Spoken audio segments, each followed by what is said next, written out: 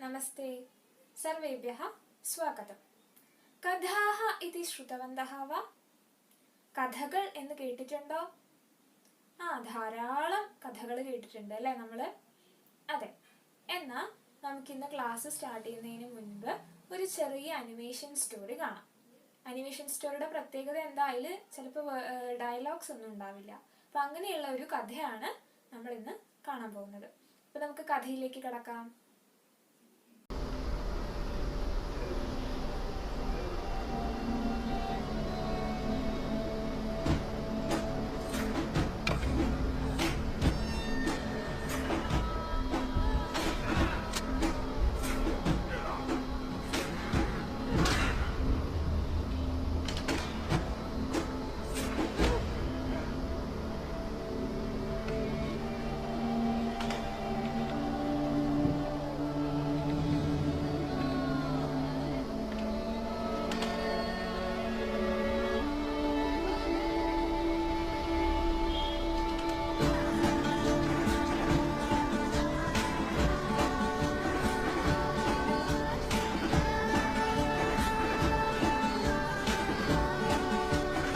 ചലനചിത്രം ദൃഷ്ടവന്തഃ കില തത്ര Kim അഭവത്? Video നമ്മളിപ്പോ animation story കണ്ടു. അതിലെന്താ സംഭവിച്ചത്? അതെ, കുറെ ആൾക്കാര് നല്ല വലിയ വലിയ സ്പൂണ് വെച്ചിട്ട് കുറച്ച് ദൂരെയുള്ള ഒരു ഭക്ഷണ പാത്രത്തിൽ നിന്ന് ഭക്ഷണം എടുത്ത് കഴിക്കാൻ നോക്കുകയാണ്. എല്ലാരും അതിന് വട്ടം ചുറ്റി ഇരിക്കുകയാണ് അല്ലെ. പക്ഷെ സ്പൂണ് വലുതായത് കൊണ്ട് അവർക്ക് സ്വന്തം വായിലേക്ക് സ്പൂണ് വെക്കാൻ പറ്റുന്നില്ല. വളരെ ബുദ്ധിമുട്ടാണ്. പക്ഷെയോ മറ്റുള്ള ആൾക്കാരെ ആരും എടുത്ത് കഴിക്കാൻ പാടില്ല എന്ന് അവർക്ക് വാശിയുണ്ട് താനും. എന്നിട്ടോ ഒരാള് ഭക്ഷണം എടുത്ത് വായുടെ അടുത്തേക്ക് കൊണ്ടുവരുന്നു എന്ന് അറിഞ്ഞപ്പോ വേറെ ആൾക്കാർ എന്ത് ചെയ്തു? അതിനെ തട്ടി പൊട്ടിച്ചു അല്ലേ? അതെ. അപ്പോഴേക്കും അവിടെ ഉണ്ടായിരുന്ന ആ പൊട്ടിയ സ്പൂണോട് കൂടിയ ആ സ്പൂണ് തള്ളിയിട്ട സ്ത്രീ എന്ത് ചെയ്തു? ഓപ്പോസിറ്റുള്ള ആൾക്ക് ആ ഭക്ഷണം ഇങ്ങനെ കൊടുത്തു. അപ്പൊ അതിന് ബാക്കി എല്ലാരും സപ്പോർട്ട് ചെയ്തു. അവസാനം എല്ലാരും പരസ്പരം സ്പൂണ് കൊണ്ട് ഫുഡ് കൊടുക്കാൻ തുടങ്ങി. സ്പൂണ് വലുതായത് കൊണ്ട് അവനവന് കഴിക്കാൻ പറ്റില്ല, പക്ഷെ മറ്റുള്ളവർക്ക് കൊടുക്കാൻ പറ്റും. അതാണ് അവിടുത്തെ സംഭവം. അപ്പൊ ഈ കഥയിൽ നിന്ന് നമുക്ക് എന്താ മനസ്സിലായത്? കിം ഗുണപാഠം ഉപലബ്ധം? എന്ത് ഗുണപാഠമാണ് ഈ കഥയിൽ നിന്ന് നമുക്ക് കിട്ടിയത്? അതെ, ഐക്യമത്യം മഹാബലം. വേറൊരു രീതിയിലും കൂടി പറയൂലേ, ഒരുമിച്ചിരുന്നാൽ ഉലക്കമയിലും കിടക്കാം എന്ന് പറയും. അതായത് നമ്മൾ ഒരുമിച്ച് നിന്ന് കഴിഞ്ഞാൽ നമുക്ക് വേണ്ട എന്ത് കാര്യമാണെങ്കിലും നമുക്ക് സാധിച്ചെടുക്കാൻ പറ്റും എന്നാണ് ഈ കഥ നമുക്ക് തെളിയിച്ചു തന്നത് അല്ലേ? അപ്പോ സംസ്കൃത ഭാഷായാം വാ കൈരള്യാം വാ ബഹവഃ കഥാഃ സന്തി തേഷു ഗുണപാഠാഃ അപി സന്തി. സംസ്കൃത ഭാഷയിലോ മലയാളം ഭാഷയിലോ ആകട്ടെ കഥകൾ ധാരാളം ഉണ്ട്. അതിൽ ധാരാളം ഗുണപാഠങ്ങളും ഇല്ലേ? ഉണ്ട് അല്ലെ? അപ്പൊ നിങ്ങൾക്ക് ധാരാളം ഗുണപാഠങ്ങൾ അറിയുന്നുണ്ടാവും. അപ്പൊ നമുക്കിപ്പോ ഒരു പ്രവർത്തനം ചെയ്യാം. എന്താണ് പ്രവർത്തനം? കൈരള്യാം കേ കേ ന്യായാഃ ജാനന്തി ഇതി ലിഖന്തു. അതായത് മലയാള ഭാഷയിൽ നിങ്ങൾക്കറിയാവുന്ന ഗുണപാഠങ്ങൾ. കൈരള്യാം കേ കേ ഗുണപാഠാഃ ജാനന്തി ഇതി വദന്തു. മലയാള ഭാഷയിൽ നിങ്ങൾക്ക് അറിയാവുന്ന ഗുണപാഠങ്ങൾ ഏതൊക്കെയാണെന്ന് ഒന്ന് പറഞ്ഞു തരാമോ? അതെ, എന്തൊക്കെയാ ഗുണപാഠങ്ങൾ നിങ്ങൾക്കറിയാ? ഇവിടെ കാണുന്നുണ്ടോ? സൈഡിൽ എഴുതി വെച്ചിട്ടുണ്ട് അല്ലെ കൊറെണ്ണം. എന്തൊക്കെയാണ്? കാക്ക കുളിച്ചാൽ കൊക്കാകുമോ? ഇത് നമ്മൾ കുറെ തവണ കേട്ടിട്ടുള്ള ഒരു കഥയുടെ ഒരു ഗുണപാഠമാണ് അല്ലെ? പിന്നെയോ മടിയൻ മല ചുമക്കും. ഇത് നമ്മളോട് ടീച്ചർമാരും പിന്നെ വീട്ടിലെ അമ്മയും ഒക്കെ കുറെ തവണ പറയുന്നതാണ് അല്ലെ? മര്യാദയ്ക്ക് പഠിച്ചില്ലെങ്കിൽ നാളെ പരീക്ഷ വരുമ്പോ ഇങ്ങനെ കൂന കൂട്ടി വെക്കുക, പഠിക്കാൻ നല്ല ബുദ്ധിമുട്ടാവും. അപ്പൊ മടിയൻ മല ചുമക്കും എന്ന് അമ്മയും അച്ഛനും ടീച്ചർമാരും ഒക്കെ നമ്മളോട് പറയാറുണ്ട്. അതൊരു ഗുണപാഠമാണ്. പിന്നെയോ പയ്യെ തിന്നാൽ പനയും തിന്നാം. മെല്ലെ കഴിച്ചാ പന പോലും തിന്നാന്ന പറയുന്നത്. ഒരു കാര്യം മെല്ലെ മെല്ലെ ചെയ്താൽ നമുക്കത് കംപ്ലീറ്റ് ആയിട്ട് ചെയ്യാൻ പറ്റും എന്ന് പറയുന്ന ഒരു ഗുണപാഠം നമ്മൾ കേട്ടിട്ടുണ്ട്. പിന്നെ അവിടെ എന്താ കാണുന്നത്? അത്യാഗ്രഹം ആപത്ത്. അത്യാഗ്രഹം, ആപത്ത്. അപ്പൊ ഇങ്ങനെ ധാരാളം ഗുണപാഠങ്ങള് നമുക്ക് മലയാളത്തിലോ സംസ്കൃതത്തിലോ അല്ലെങ്കിൽ എല്ലാ ഭാഷയിലെ കഥകളിൽ നിന്നും നമുക്ക് കിട്ടാറുണ്ട് അല്ലെ. അപ്പൊ ഈ ഗുണപാഠങ്ങളെ നമ്മൾ പൊതുവെ മലയാളത്തിൽ ഒരു വാക്ക് വെച്ച് പറയും. ഏതാ ആ വാക്ക് എന്ന് അറിയാമോ? പൊതുവെ ഗുണപാഠങ്ങളെ എങ്ങനെയാ പറയാ? പഴഞ്ചൊല്ല് എന്ന് പറയാറുണ്ട് അല്ലെ. പഴഞ്ചൊല്ലുകൾ നമ്മൾ ധാരാളം കേട്ടിട്ടുണ്ട്. പഴഞ്ചൊല്ലുകളുടെ പ്രത്യേകത എന്താ? അതില് ഗുണപാഠങ്ങൾ മാത്രമല്ല, ജീവിതാനുഭവങ്ങളും ഉണ്ടാവും അല്ലെ. അതായത് ഇപ്പോ കുംഭത്തിൽ വിതച്ചാൽ കുപ്പയിലും നെല്ല് എന്ന് പറയും. അതായത് കുംഭമാസത്ത് നമ്മൾ നെല്ല് വിതയ്ക്കുമ്പോ നെല്ല് കിട്ടുമ്പോൾ ധാരാളം നെല്ല് കിട്ടും എന്നൊക്കെ നമ്മൾ പറഞ്ഞു കേട്ടിട്ടുണ്ട് അല്ലെ. ഇതുപോലെ നമ്മുടെ ജീവിതത്തിൽ നിന്നും നമുക്ക് കിട്ടിയ അനുഭവങ്ങളോ അല്ലെങ്കിൽ ഇതുപോലെ ഓരോ കഥകളിൽ നിന്നുള്ള ഗുണപാഠങ്ങളോ ഒക്കെ പഴയ ആൾക്കാര് പറഞ്ഞു വെച്ചതിനെയാണ് നമ്മൾ എന്ത് പറയുന്നത്? പഴഞ്ചൊല്ല് എന്ന് പറയുന്നത്. ഇംഗ്ലീഷിൽ അതിനെ ബനാന ടോക്സ് എന്നൊക്കെ പറയും അല്ലെ. അപ്പൊ ഇങ്ങനെ ധാരാളം പഴഞ്ചൊല്ലുകള് നമ്മൾ കേട്ടിട്ടുണ്ട്. ശരി, എങ്കിൽ പഴഞ്ചൊല്ലുകളെ സംസ്കൃതത്തിൽ എങ്ങനെ പറയും? സംസ്കൃത ഭാഷായ പഴഞ്ചൊല്ല് ഇത് കഥം വ്യവഹർത്തും ശക്നുമഃ. സംസ്കൃത ഭാഷയിലെ പഴഞ്ചൊല്ല് എന്ന് നമുക്ക് എങ്ങനെ പറയാൻ സാധിക്കും? പറയാൻ അറിയാമോ? അതിനുള്ള വാക്ക് പറയാൻ അറിയാമോ?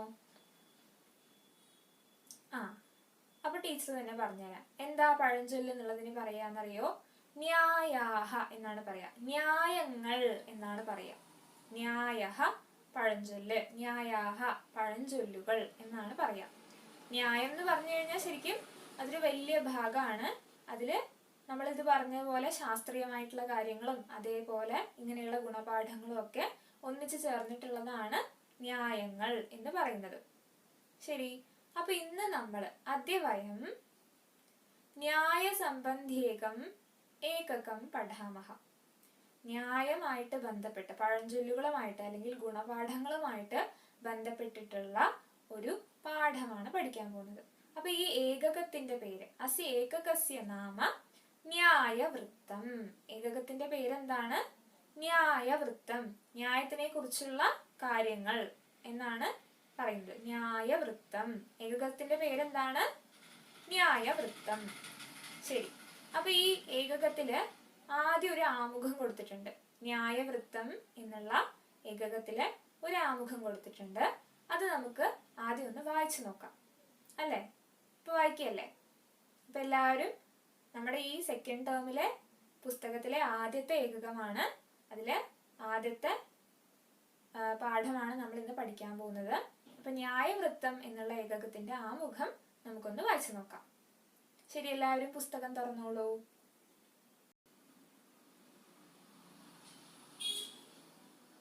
ന്യായവൃത്തം. ലൗകിക വ്യവഹാരേഷു സ്വകീയം അഭിമതം സ്ഥാപയിതും പ്രസംഗവശാത് ന്യായാൻ ഉദാഹരതി. സംസ്കൃത സാഹിത്ये ബഹവഃ സന്തി ലൗകിക ന്യായാഃ. തേഷാം കേവല പരിചായനായ ലൗകിക ന്യായാവലിഃ അത്രായോജിത. പ്രകൃതിസിദ്ധം സ്വഭാവം അപാകർത്തും കോപി ന ശക്തഃ ഇതി തത്വം സ്ഥാപയിതും കൽപിത കഥാ ച സമായോജിത. അപ്പൊ ഇതിൽ എന്താ പറഞ്ഞിരിക്കുന്ന? ആമുഖത്തില് ലൗകിക വ്യവഹാരേഷു സ്വകീയം അഭിമതം സ്ഥാപയിതും പ്രസംഗവശാത് ന്യായാൻ ഉദാഹരതി. ലൗകിക വ്യവഹാരേഷു.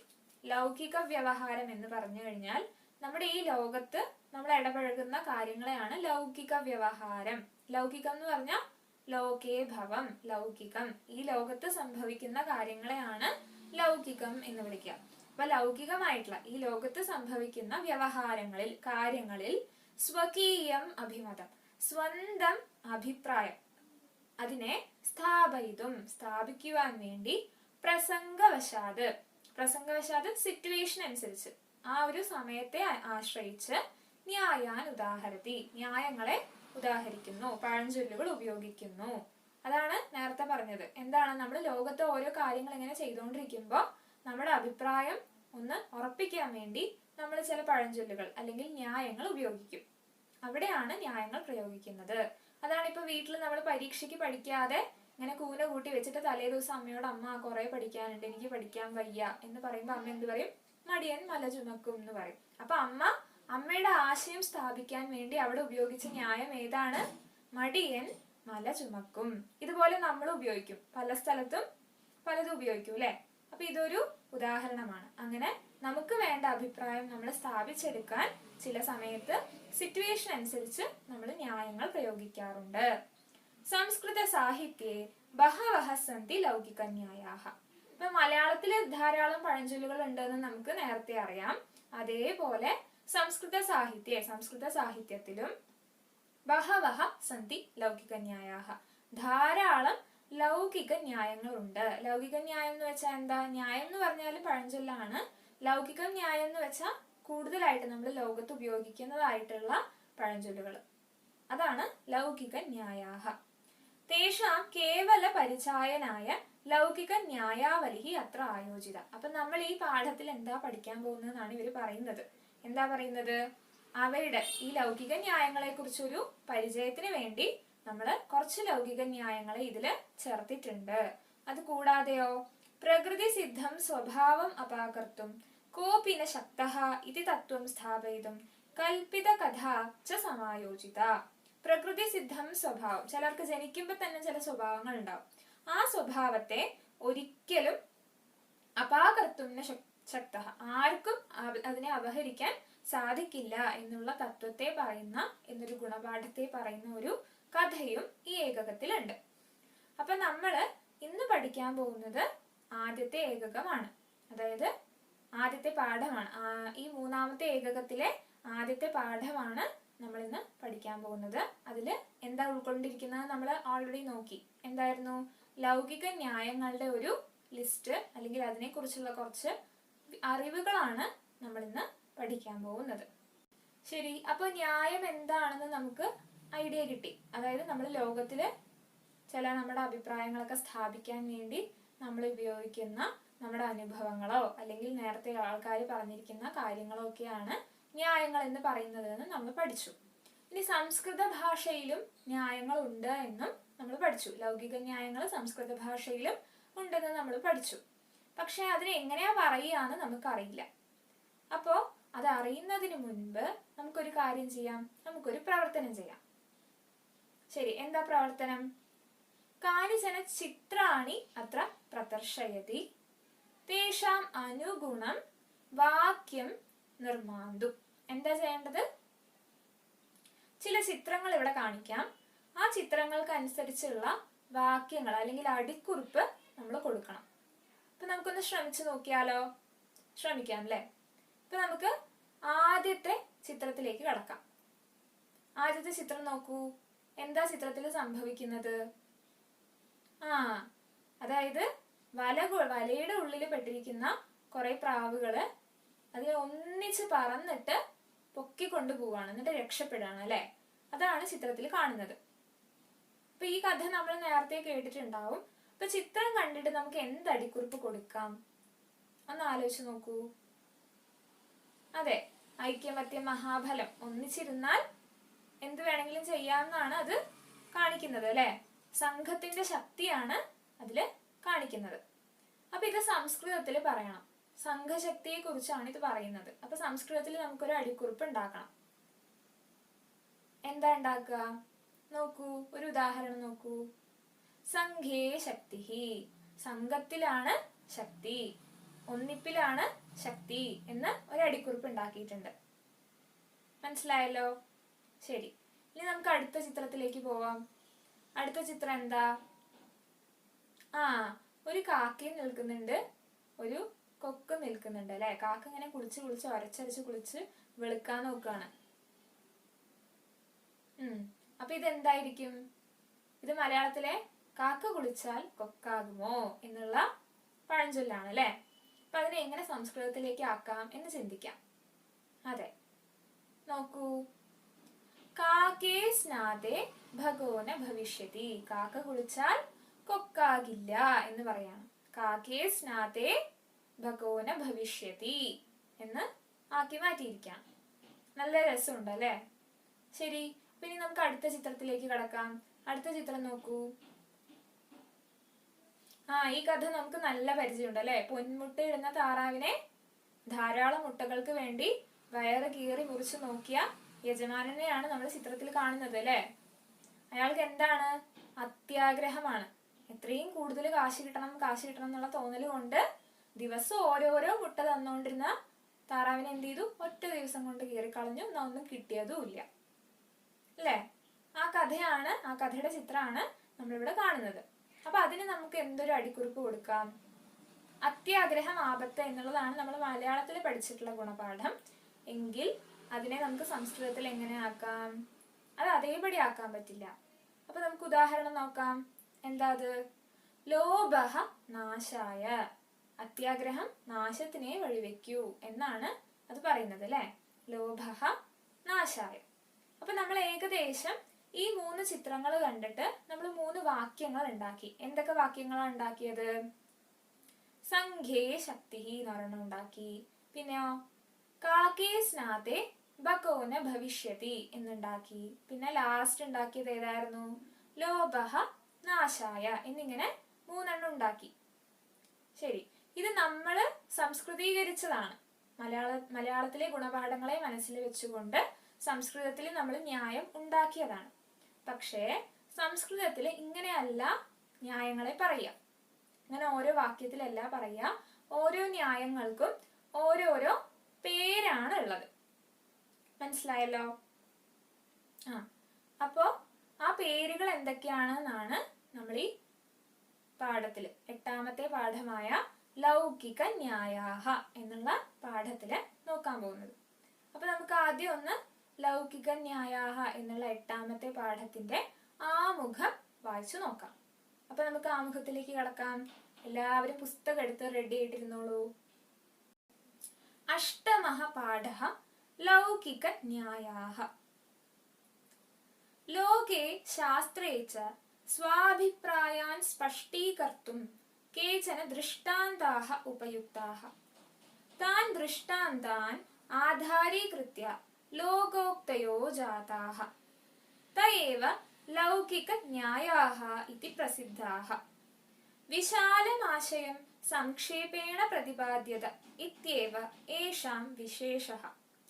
സംസ്കൃതഭാഷായാം പ്രസിദ്ധാഃ ബഹവഃ ന്യായാഃ സന്തി.